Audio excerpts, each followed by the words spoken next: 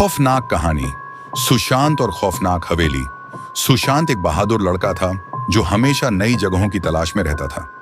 वह अपने छोटे से गांव में रहता था जहां लोग जंगल और पुरानी हवेलियों के बारे में डरावनी कहानियां सुनाते थे।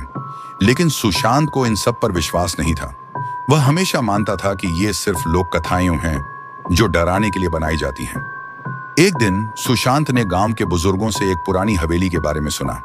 कहा जाता था कि यह हवेली सालों से वीरान पड़ी है और वहां अजीब घटनाएं होती हैं।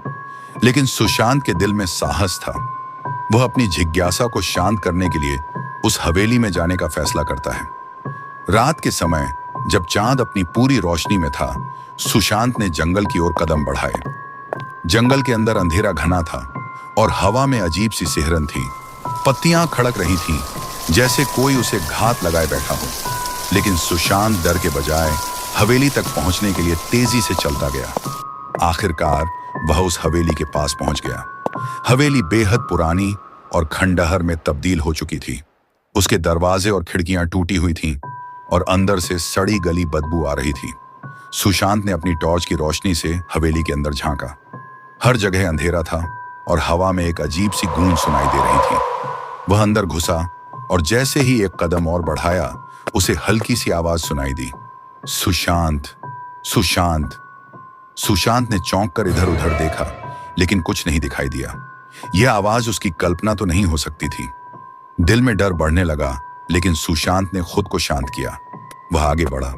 फिर अचानक दीवारों से एक आवाज आई जो अब बहुत साफ सुनाई दे रही थी, सुशांत, हमें बचाओ, हम फंसे हैं। यह आवाज अब ज्यादा घनी और डरावनी हो गई थी। सुशांत के शरीर में सिहरन दौड़ गई और उसकी टॉर्च की रोशनी थरथराने लगी। वह तेजी से हवेली के अंदर और गहरे भाग में गया। जैसे ही वह एक पुराने कमरे में घुसा, उसने देखा कि दीवारों पर खून से सने हाथ के निशान थे। सुशांत की नजर एक पुरानी तस्वीर पर पड़ी। तस्वीर में एक महिला और एक बच्चा थे, जिनकी आंखें उसके ऊपर गड़ी हुई थीं। अचानक वह महिला तस्वीर से बाहर निकलने लगी। सुशांत, हमें मत छोड़ो।